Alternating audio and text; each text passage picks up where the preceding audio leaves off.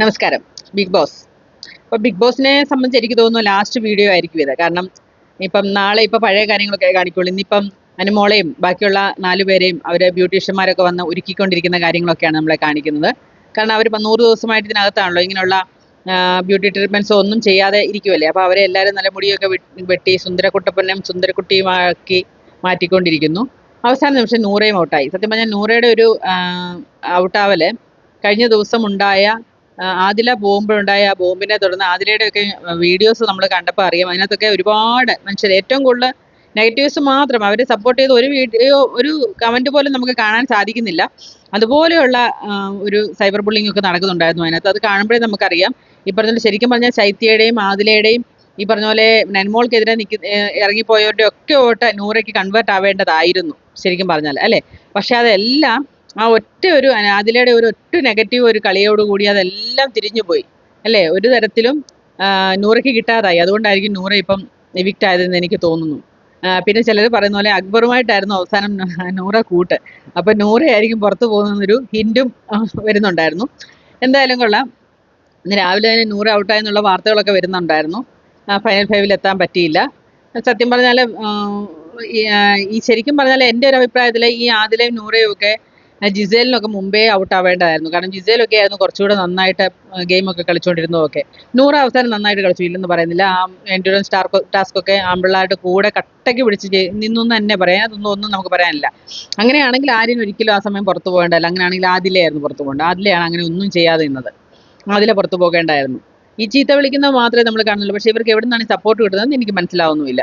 അങ്ങനെ കുറേ കാര്യങ്ങൾ കൂടെ ഉണ്ട്. പക്ഷേ ഇന്നലെ അനുമോളുടെ ഭാഗത്തായിരുന്നു ശരിയെന്ന് നമുക്ക് ആർക്കും കണ്ടാലും തോന്നും. കാരണം അത്രയും നേരം ഒന്നും ഒരാൾ കരഞ്ഞു നിന്ന് അതിനെ എതിർക്കണമെങ്കിൽ അതിനകത്ത് എന്തെങ്കിലും വാസ്തവം ഉണ്ടായിട്ട് തന്നെയാണ്. അതുപോലെ തന്നെ നൂറായി പറഞ്ഞൊരു ടിഷ്യൂ പേപ്പർ എടുത്തുകൊണ്ട് പോയെന്നും ടിഷ്യൂ പേപ്പർ എടുത്തുകൊണ്ട് പോയില്ലെന്നും ഒക്കെ പറയുന്നുണ്ട്. എന്തായാലും അനുമോൾ ആ ടിഷ്യൂ പേപ്പർ കാണിച്ചു, അത് നെവിനെ കൺവിൻസ് ചെയ്യുകയും ചെയ്തു. അപ്പം അങ്ങനെയുള്ള കുറേ കാര്യങ്ങൾ ഇന്നലെ ഇതിനകത്ത് നടന്നു.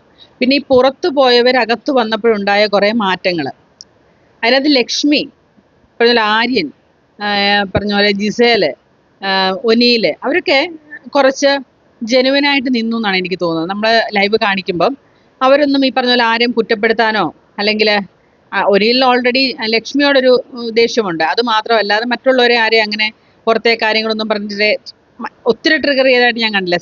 സാരികമാരൊക്കെയാണ് ശരിക്കും പറഞ്ഞാൽ അപ്പാനി ശരത്ത് അവരൊക്കെ പുറത്തെ കാര്യങ്ങൾ ബിഗ് ബോസ് പറഞ്ഞാലും കുറേ കാര്യങ്ങളൊക്കെ പറഞ്ഞ് ഈ പറഞ്ഞ പോലെ ഒരുപാട് പഴയ കാര്യങ്ങളുടെയൊക്കെ വൈരാഗ്യം തീർക്കാൻ ബിൻസിയും ഈ സസ്താനിയും വൈരാഗ്യം തീർക്കാൻ വന്നോ അതുപോലൊക്കെ നമുക്ക് തോന്നി. വീണ്ടും അതിൻ്റെ ബാക്കി അവിടെ തുടങ്ങിയത് ഇവിടെ തന്നെ തീർക്കണം എന്നുള്ള മെൻറ്റാലിറ്റിയിൽ വന്നിട്ട് കുറേ പ്രശ്നങ്ങളൊക്കെ തിരിച്ചു വന്നിട്ട്. പക്ഷേ അതിനകത്ത് ലക്ഷ്മിയൊക്കെയാണ് വളരെ, കാരണം ലക്ഷ്മിക്കൊക്കെയാണ് ഇപ്പോൾ ഏറ്റവും കൂടുതൽ സപ്പോർട്ട് കിട്ടുന്ന പുറത്ത്. അതായത് ആദിലയും നൂറയും പറഞ്ഞതിൻ്റെ കുറേ സപ്പോർട്ട് ഇവളുമാരെ വീട്ടിൽ കേട്ട് അങ്ങനെ കുറേ കാര്യങ്ങൾ പറയുന്നുണ്ട്. അതല്ല ഞാൻ ഉദ്ദേശിച്ചത്. പക്ഷേ അവർ പുറത്തു ഒരു കാര്യങ്ങളും പറഞ്ഞില്ല എന്നല്ല, പറഞ്ഞു. പക്ഷേ അവരാവശ്യമുള്ള കാര്യങ്ങളെ പറഞ്ഞുള്ളൂ. വളരെ മാന്യമായിട്ട് നിൽക്കുകയും ചെയ്തു തിരിച്ചു വന്നിട്ട്. എല്ലാവരും എല്ലാം അതിനെക്കുറിച്ച് ഇപ്പം അനുമോളാണെങ്കിൽ പോലും പറയുന്നു ഞാൻ അവരുമായിട്ട് സംസാരിക്കുന്നതല്ലായിരുന്നു, പക്ഷേ ഞാൻ അവസാനം പക്ഷേ എനിക്ക് നല്ല സപ്പോർട്ട് കിട്ടി. അതുപോലെ അനീഷിനോട് എന്ന് സംസാരിക്കുന്നു, നെവിനോട് സംസാരിക്കുന്നു. എല്ലാവർക്കും അവരൊരു പോസിറ്റീവായിട്ടുള്ള ഒരു വൈബൊക്കെ കൊടുത്തിട്ടാണ് ഇറങ്ങിപ്പോയത്. അതേപോലെ തന്നെ ആര്യനും പറയുന്നുണ്ട് എല്ലാവരും നന്നായിട്ട് കളിക്കുക, എല്ലാവരും നല്ലതാണ്. അതുപോലെ പക്ഷേ അനിമോളുടെ കാര്യം പറയുന്നുണ്ട്, അമ്മയുടെ അക്കൗണ്ടിൽ വന്ന് ചീത്ത വിളിക്കുന്നു എന്നൊക്കെ പറയുന്നുണ്ട്. അതൊക്കെ അവരുടെ പേഴ്സണലായിട്ടുള്ള കാര്യങ്ങളാണ്. പക്ഷേ എന്നിരുന്നാലും അവർക്ക് വിഷമം ഉണ്ടാവില്ല. നമ്മുടെ അച്ഛനും അമ്മയും ചീത്ത വിളിക്കുമ്പോൾ നമുക്ക് വിഷമം ഉണ്ടാവില്ല. ആ വിഷമം പങ്കുവെച്ചേ ഉള്ളൂ. അതുപോലെ ജിസേലാണെങ്കിലും ജിസേലും വളരെ മാന്യമായിട്ടാണ് ഈ പറഞ്ഞ അനുമോളുമായിട്ടൊക്കെ എന്ത് യുദ്ധം നടത്തുകയാണ്. പക്ഷേ എന്നിട്ടും വന്ന് അവർ ഹഗ് ചെയ്യുന്നു, വളരെ സന്തോഷമായിട്ടിരിക്കുന്നു.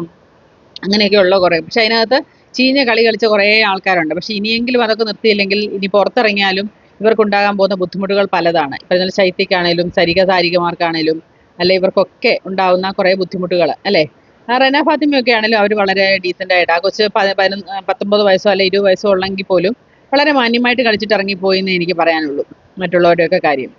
അപ്പം ബിന്നി ആണെങ്കിലും വളരെ നീറ്റായിട്ട് കളിച്ചു. പക്ഷെ ചിലരൊക്കെ ഈ പറഞ്ഞ പോലെ പഴയ ഗ്രിഡ്ജ് വച്ചുകൊണ്ട് വന്ന് ചെയ്ത പോലൊക്കെ തോന്നി.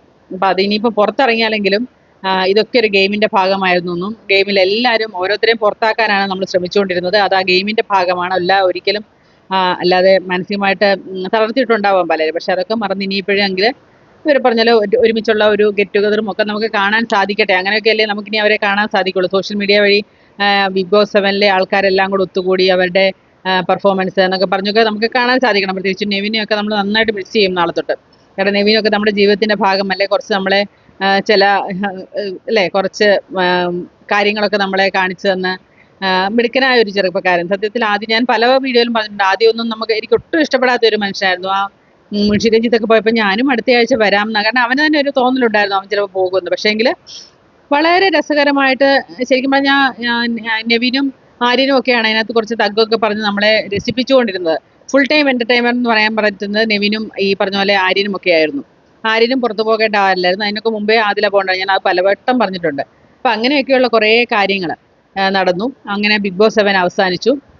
ഇനി കപ്പെടുക്കുന്ന ഹനുമോളാണോ അനീഷാണോ എന്നൊരു തർക്കമാണ്. ഇനിയിപ്പോൾ നമ്മുടെ ഈ പറഞ്ഞ പോലെ എക്സ്പെക്ടൻസ് മാറിയിട്ട് ഇനി വേറെ അതിലാരെങ്കിലും 3 പേരിൽ ആരെങ്കിലും എടുക്കുമെന്നും അറിയില്ല. അപ്പൊ ഇപ്രാവശ്യം എല്ലാവർക്കും പറയുന്നത് കഴിഞ്ഞ സീസണിലൊക്കെ അവസാനം ആകുമ്പോഴത്തേക്ക് ആര് കപ്പെടുക്കും എന്ന് നമുക്കൊരു ഊഹം ഉണ്ടായിരുന്നു. ഈ പ്രാവശ്യം പക്ഷേ അങ്ങനെയൊന്നും ഇല്ല. ആര് കപ്പെടുക്കുമെന്ന് ആർക്കും ഒരു ഊഹവും ഇല്ല. എല്ലാവർക്കും നല്ല സപ്പോർട്ടുള്ള ആൾക്കാരാണ്. അപ്പോൾ നിങ്ങൾ ഓരോരുത്തരും പിന്നെ ഈ പറഞ്ഞ എപ്പിസോഡ് കല്ല ലൈവ് കണ്ട് വിലയിരുത്തിയാണ് ശരിക്കും പറഞ്ഞാൽ വോട്ട് കൊടുക്കേണ്ടത്. എൻ്റെ വോട്ട് കെപ്പൊന്നും എടുക്കില്ല, പക്ഷേ എനിക്ക് നെവിനെയാണ് ഒരു ഫുൾ ടൈം എൻ്റർടൈനർ ആയിട്ട് എന്നെ രസിപ്പിച്ചത് നെവിനാണ്. അതുകൊണ്ട് ഞാൻ എൻ്റെ വോട്ട് നെവിനാണ് കൊടുക്കുന്നത്. പല കാര്യത്തിലും അനുമോളോട് എനിക്ക് വിയോജിപ്പുണ്ട്, ആദിലയോടും നൂറയോടും വിയോജിപ്പുണ്ട്. അതേപോലെ തന്നെ അനീഷിൻ്റെ ഈ ചില കാര്യങ്ങൾ നമുക്ക് നാടകീയത തോന്നാറുണ്ട്. ഷാനവാസിൻ്റെ ചില ഈ പറഞ്ഞ പോലെ മാമാക്കളി പോലെ തോന്നും. കാരണം അവിടെ ഇരുന്ന് ഒരു കാര്യം പറയുന്നു, അത് ഇവിടെ ചെന്ന് പറയുന്നു, അത് തിരിച്ചു, അങ്ങനെ കുറേ കാര്യങ്ങൾ. അക്ബറിൻ്റെ ചില കാര്യങ്ങൾ കാരണം നമ്മളെ ഇവരെല്ലാം ലൈവായിട്ട് കണ്ടുകൊണ്ടിരിക്കുകയാണ്. അപ്പോൾ അവർ ഇവിടെ പറയുന്നു, അവിടെ പറയുന്നു, തിരുത്തി പറയുന്നു ഒക്കെ നമ്മളാണ് കണ്ടുകൊണ്ടിരിക്കുന്നത്. ഒരുപക്ഷെ അവർക്കത് മനസ്സിലാവില്ല. അവരിപ്പോൾ പുറത്തിറങ്ങി എപ്പിസോഡൊക്കെ കാണുമ്പോഴേ അവർക്ക് മനസ്സിലായി. എപ്പിസോഡും കാണുമ്പോഴേ പോലും പലതും അറിയില്ല, കാരണം ലൈവ് കാണാൻ പറ്റില്ലല്ലോ അവർക്ക്. അപ്പോൾ അങ്ങനെയൊക്കെ വരുന്ന കുറേ കാര്യങ്ങളുണ്ട്. എന്തായാലും കൊള്ളാം. ഇവരൊക്കെ ഇനി പുറത്തിറങ്ങുമ്പോൾ അവർക്കൊക്കെ ഒരുപാട് നല്ല അവസരങ്ങൾ കാത്തിരിപ്പുണ്ട്. അതൊക്കെ നല്ല മനോഹരമായിട്ട് അവർ ഉപയോഗിക്കട്ടെ. അതേപോലെ തന്നെ എല്ലാവർക്കും നന്മ വരട്ടെ എന്ന് നമുക്ക് പ്രാർത്ഥിക്കാം. അപ്പോൾ എല്ലാവരും എപ്പിസോഡൊക്കെ നന്നായിട്ട് കാണുക. എനിക്കത് ഫൈനാലെ കാണാൻ എനിക്ക് പറ്റില്ല. ഞാൻ എൻ്റെ ഷോർട്ട് വീഡിയോയിൽ പറഞ്ഞിരുന്നു, ഞാൻ ഗുരുവായൂർ പോവുകയാണ് ഒരു കല്യാണത്തിന്. അപ്പോൾ നാളെ രാവിലെ പോയിട്ട് തിങ്കളാഴ്ച വൈകുന്നേരം ഞാൻ തിരിച്ചു വരുള്ളൂ. അപ്പോൾ ഇനിയും പക്ഷേ എനിക്ക് പറയാൻ ഒരുപാട് കാര്യങ്ങളുണ്ട് നിങ്ങളോട്. അപ്പോൾ സബ്സ്ക്രൈബ് ചെയ്യണം, ഷെയർ ചെയ്യണം, ലൈക്ക് ചെയ്യണം. സബ്സ്ക്രൈബ് ചെയ്യാൻ മറക്കരുത്. കാരണം നമുക്കതൊരു ആവേശമല്ലേ, ഒരാൾ ഒരു വീഡിയോ കണ്ടു കഴിയുമ്പോൾ ഒരാളെങ്കിലും നമ്മളെ വന്ന് സബ്സ്ക്രൈബ് ചെയ്തെന്ന് കാണുമ്പോൾ നമുക്കൊരു സന്തോഷമാണ് അല്ലേ. പിന്നെ പ്രായമായി നിനക്ക് സംസാരിക്കാൻ അറിയില്ല എന്നൊക്കെ പറഞ്ഞ് കുറ്റപ്പെടുത്തുന്നുമുണ്ട് കുറേ പേര്. അതൊന്നും ഞാൻ മൈൻഡ് ചെയ്തില്ല, കാരണം എനിക്ക് സംസാരിക്കാൻ അറിയാൻ മേലെന്ന് എനിക്ക് ഒരിക്കലും തോന്നില്ല. കാരണം ഞാൻ എൻ്റെ കൂട്ടുകാരോടൊക്കെ സംസാരിക്കുന്ന ആളാണ്.